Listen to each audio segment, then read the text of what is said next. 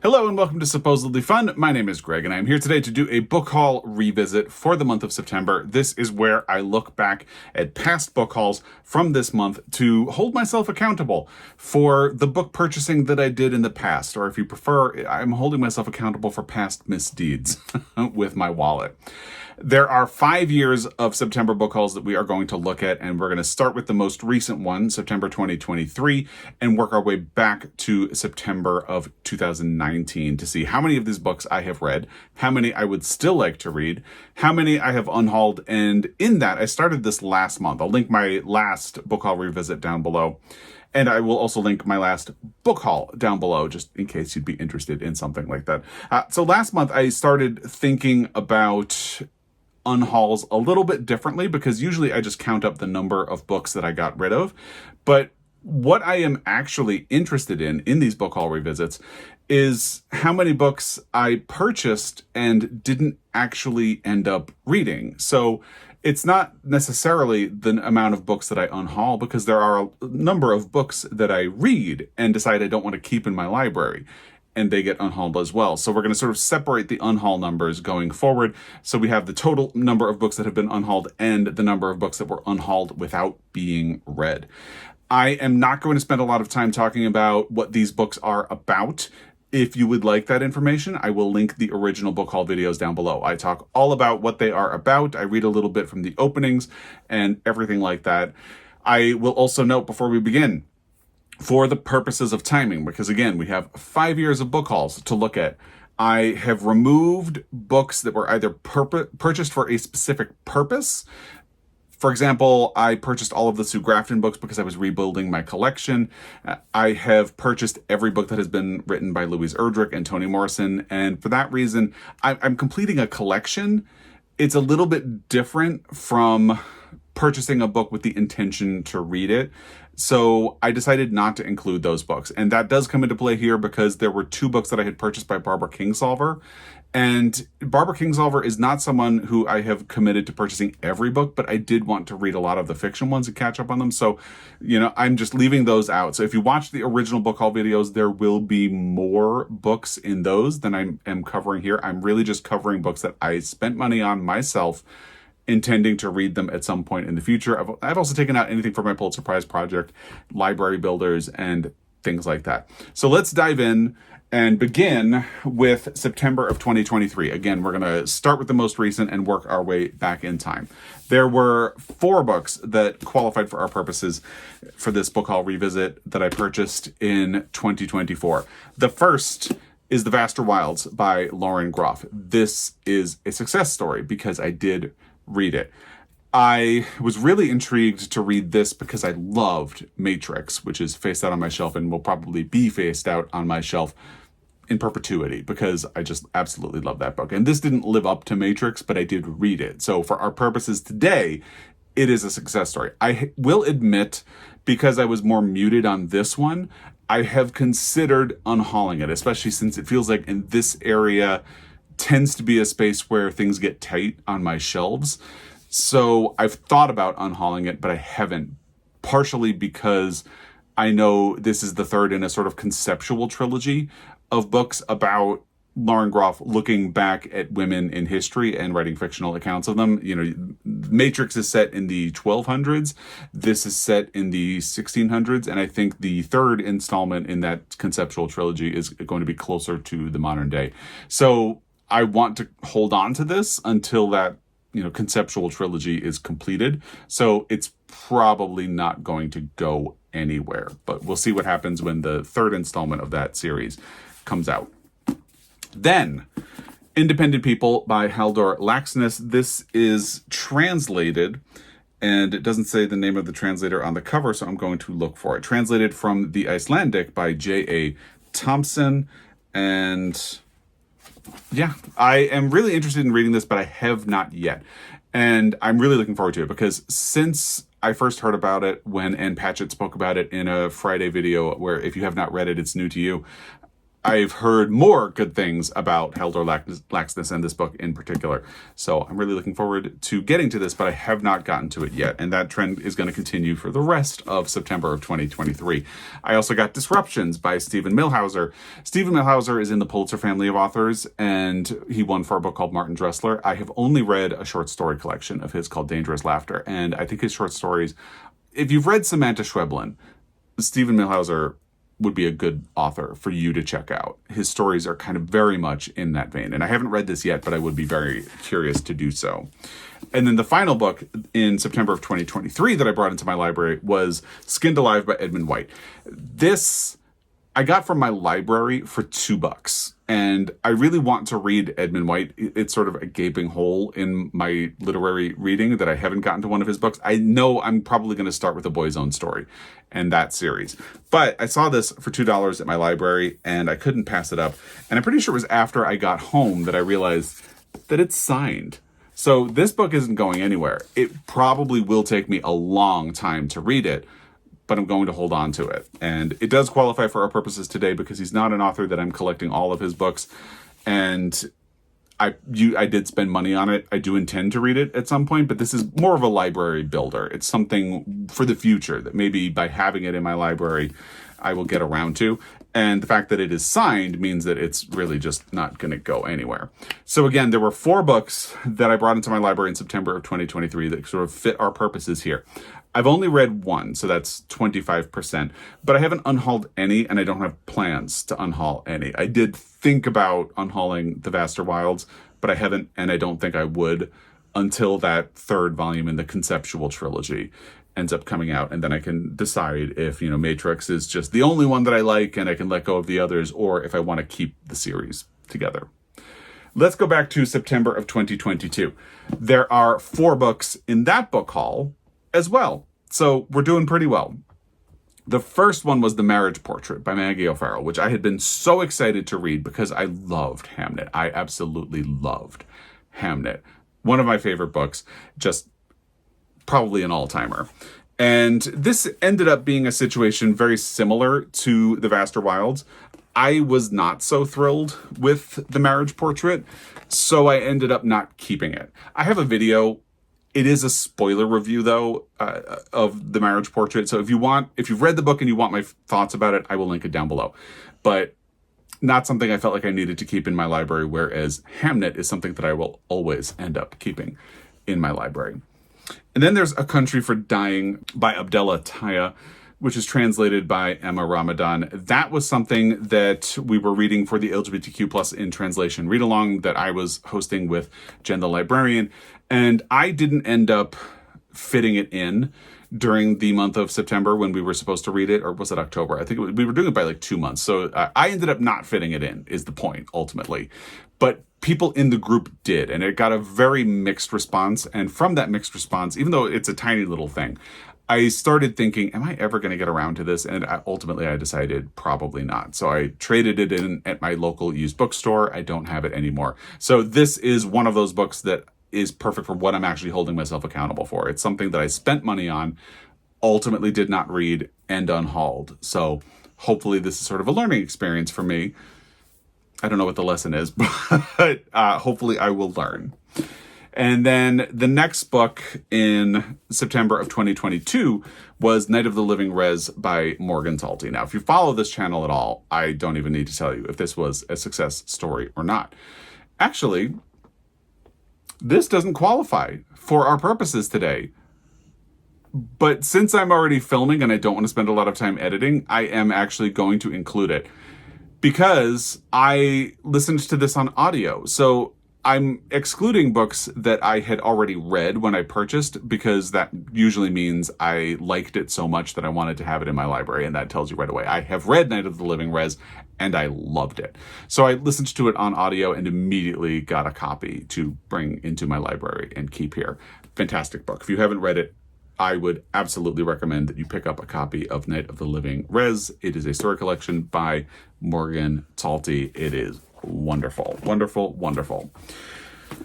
Heartstopper Volume 3 by Alice Oseman. I have read all of the Heartstopper books by Alice Oseman, at least, the official ones. I haven't read the yearbook or the stories that are sort of supplemental reading to them. I have read the series. I've also watched the series on Netflix. So this was another success story. So again, in September of 2022, there were 4 books that fit for our purposes, although it turns out one of them doesn't fit for our purposes. But I'm not changing anything now. I've already done the math.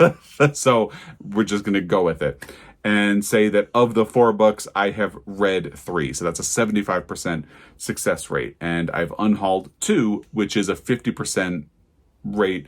But only one of them was unread. I read The Marriage Portrait. I just didn't like it enough to keep it in my library.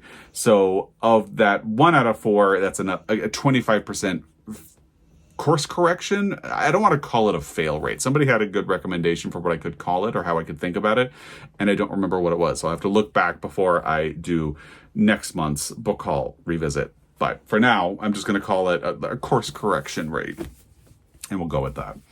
Now we go to September of 2021. There are 3 books that fit our purposes for this book haul revisit from that book haul, and the first one is, I'm actually doing this backwards. I have my pile backwards. First is Mayflies by Andrew O'Hagan.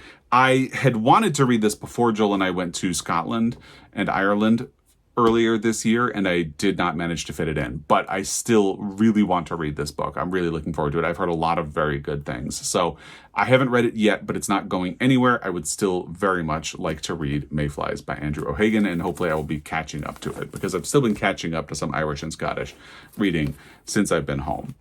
The next book was The Power of the Dog by Thomas Savage, which I wanted to read before the film adaptation came out. I did a whole video comparing the film adaptation to the book. I'll link that video down below as well. And Power of the Dog ended up being my favorite read of 2021. I think it's a fantastic, wonderful book, and it's a success story. So that makes me feel good doing this book haul revisit. If you haven't read The Power of the Dog, read it. Even if you've seen the movie, there's more in the book. And again, I'll link the video that talks about those differences down below.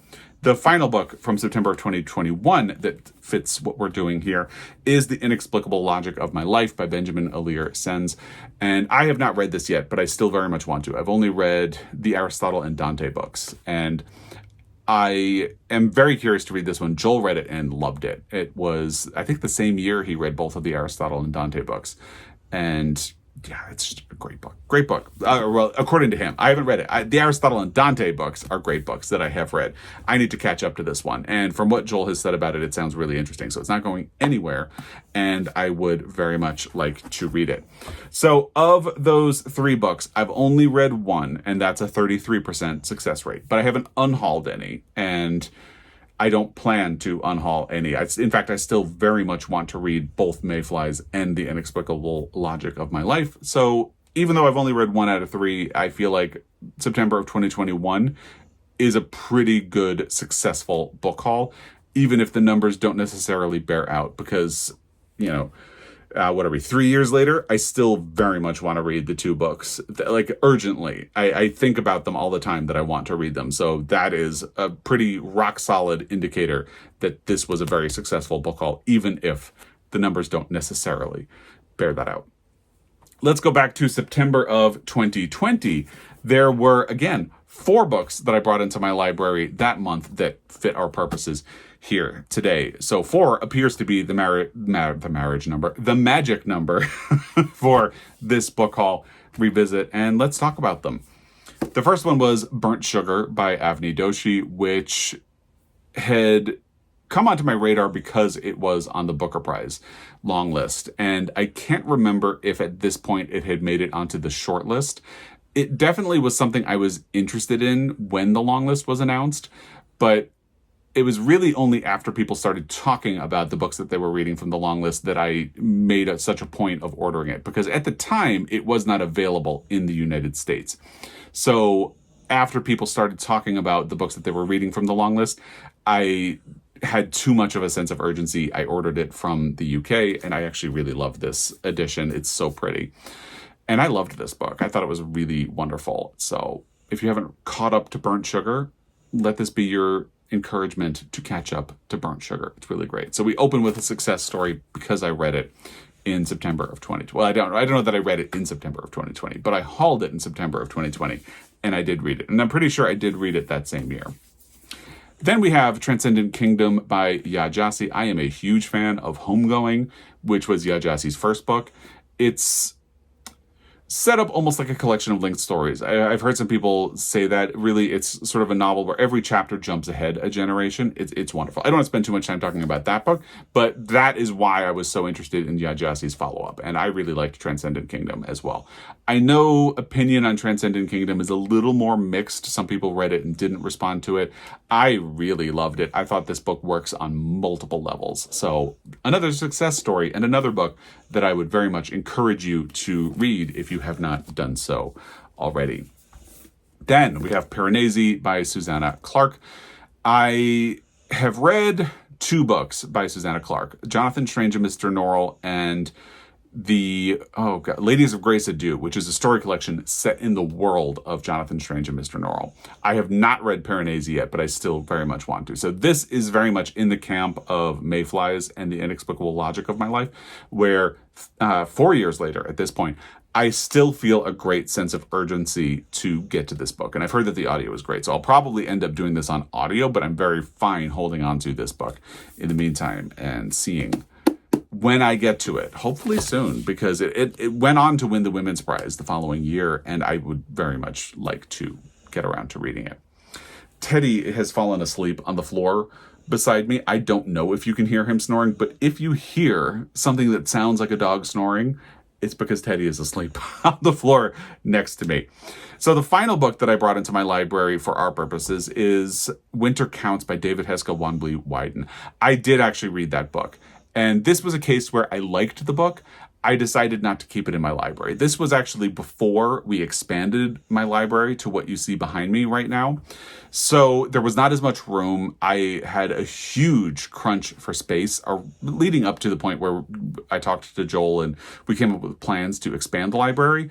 So in that crunch for space, I ultimately decided to let Winter Counts go. It's not that it was a bad book. It's just that I didn't like it enough to keep it. And I don't think I'll ever reread it. I don't really talk about it much on my channel, but it was a good book. So there's that. So in September of 2020, again, there were 4 books that qualify for our purposes today. And I've read 3 out of those 4. The only one that's left is Piranesi. And that is definitely something that I still want to read. So hopefully there will be a day when I have a 100% success rate in September of 2020, but I'm not there yet. I only have a 75% success rate on this one yet. And I have unhauled one, which gives me a 25% unhaul rate for this, but I had read it before I unhauled it. It was a conscious decision to give myself a little more space in my library. So that's the story of that.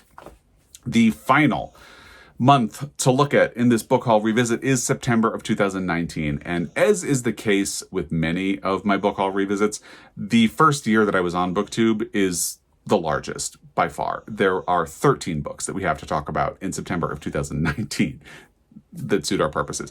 Basically, 2019 was my first year on BookTube, and in your first year on BookTube, you get very excited. You're like a kid in the candy store, and you want to participate in read-alongs and readathons, and you hear about a book, and you just buy it. So that very much happened to me in my first year on BookTube. Let's just kind of dive in and talk about the books, what I've read, what I haven't read, what I'm reading, hint, hint, and what I might still want to read and what has already gone bye-bye from these. The first one was Genderqueer by Maya Kobabe. I believe this was the beginning of Genderqueer's becoming one of the most banned books or frequently challenged books in the United States. So I immediately bought a copy and read it, and it's great, and I would recommend it to you. I thought it was very interesting.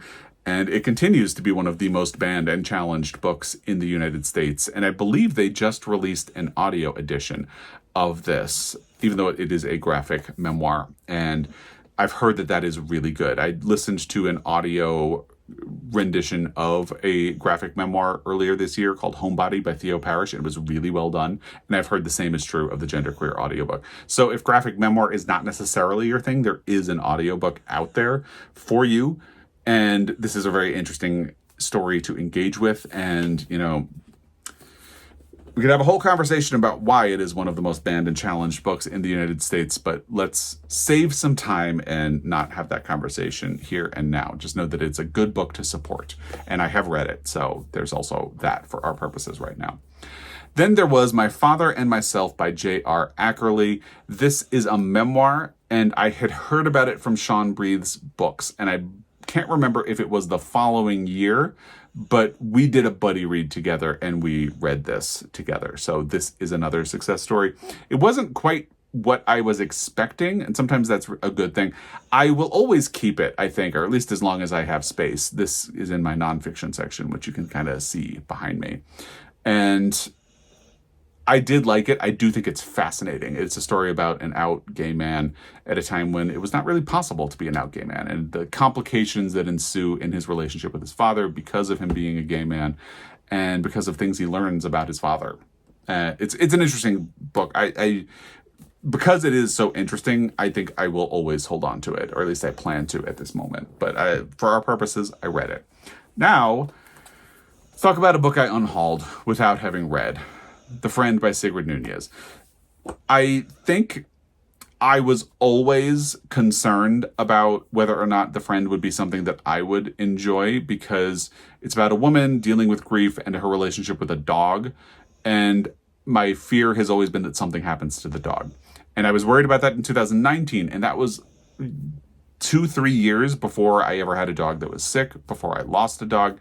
And in the time since, concerns over whether or not anything happens to a dog in a book have only gotten worse for me, not better. Part of me is curious because I continue to hear good things about The Friend by Sigrid Nunez, and I got talked into purchasing it by someone who worked at a bookstore, a bookseller, and I immediately had a sense of regret about it, because I just didn't think I was ever going to read it, because it just, whether or not anything happened to the dog was just stressing me out. So I pretty quickly unhauled it, saying, you know what, that was a mistake. And it's possible I might listen to the audio at some point, but I unhauled it. I haven't read it. So it is one of the books that we focus on in the unhaul portion, or unhaul percentage of this video when we get to the end. There was also Blacklight by Kimberly King Parsons. This had been on the long list for the National Book Award, I think, and I did this as a buddy read, and I thought it was okay.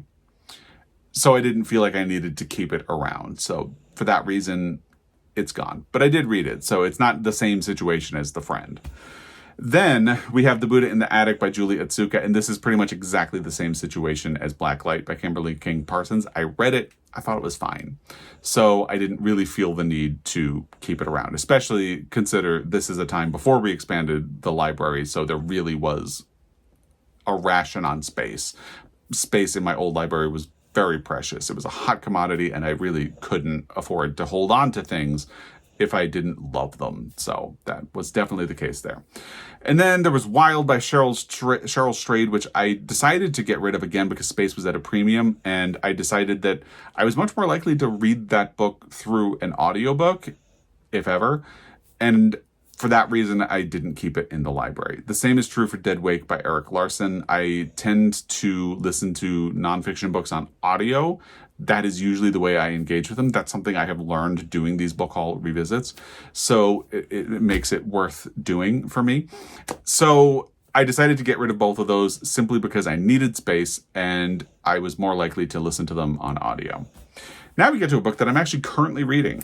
Franny, the Queen of Provincetown by John Preston. Now, in September of 2019, I discovered these Little Sisters classics that Arsenal Pulp Press had done, and I was obsessed. The next one is actually part of that series as well, and I ordered a bunch of them.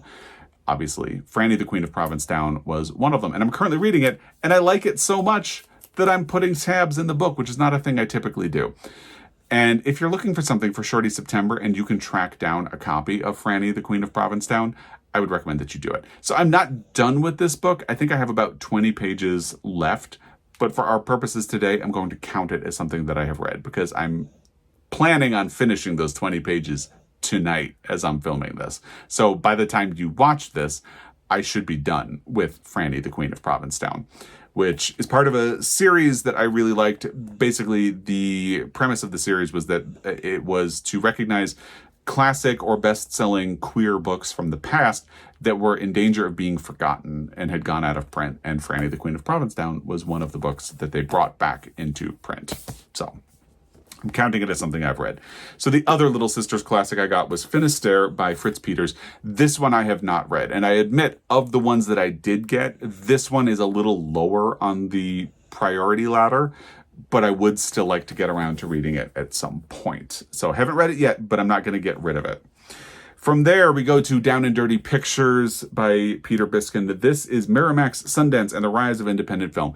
Because it has such a focus on Miramax and the way Miramax revolutionized independent film, and that has changed. Independent film and how it is created and what qualifies as an independent studio has changed a lot since this book was published. But still, anyway, I went off on a tangent. Because it deals so heavily with Miramax, it does deal with the Weinsteins a lot, and the situation with the Weinsteins has changed a lot since this book was published. But I have heard many people who work in Hollywood refer to this as a sort of foundational text. And because I am fascinated by the Academy Awards and Hollywood and all of that stuff, it feels like a book I should get around to at some point. I feel like I'm much more likely to do this on audio, and I don't have any immediate plans to get to it. This is something that I would probably get to way down the road. But I have held on to it, and I will continue to hold on to it because I just keep... Every time I start to even think about whether or not I should get rid of this, someone, again, on a podcast I listen to about movies will refer to this as a foundational text that people who like Hollywood should read. So I will get around to it at some point, probably through audio. But because it is apparently an important text, it feels like it's worth holding on to. Then we have Wish Her Safe at Home by Stephen Benatar. This is another book that I had heard of thanks to Sean Breathe's books. And I ordered it and I have not read it. And it does jump out to me a fair amount when I'm looking at my shelves because it has this pink spine. And every time I see it, I think I should read that book. The problem is then I walk away from my shelves and I kind of forget. So I haven't read it. I don't have immediate plans to read it, but I do keep thinking about it. But the problem is I keep forgetting about it. So it's not even in the same realm as like The Inexplicable Logic of My Life or Mayflies or I forget it, Piranesi. Those are books that are kind of urgently top of mind. And this one is top of mind only when I see it on the shelf and then I forget about it. Like it sinks to the bottom. So we'll see what happens. If in like 5 years I haven't read this, I might think about whether or not it's ever likely to happen. But I am feeling very confident that I want to hold on to it, at least for the time being. So that's where we're at with that one. Now we get to The Secret History by Donna Tartt. I am one of those people who struggled with The Goldfinch. I did not finish it. And I will at some point revisit it for my Pulitzer Prize project. But I keep hearing good things about The Secret History. So I figure at some point I will try it. I have not yet, but at some point I probably will. So I'm going to hold on to this, even though it takes up a lot of real estate on my shelf. I'm going to hold on to it, and I'm going to see when I eventually get around to it. The final book for this book haul revisit is The Chestnut Man by Soren Sveistrup. That probably is a translated book, but I don't have a note here with who the translator is because it's one of those Swedish crime thriller books. I hated it. I didn't throw it, but I did drop it on the floor when I talked about it in a Friday Reads video. And that should give you an idea that I really aggressively did not like that book. So I pretty much banished it from my house like a demon. As soon as I was done reading it, I didn't want it around anymore. So of those 13 books that I hauled in the month of September, at least the ones that qualify for our purposes, I have only read 6.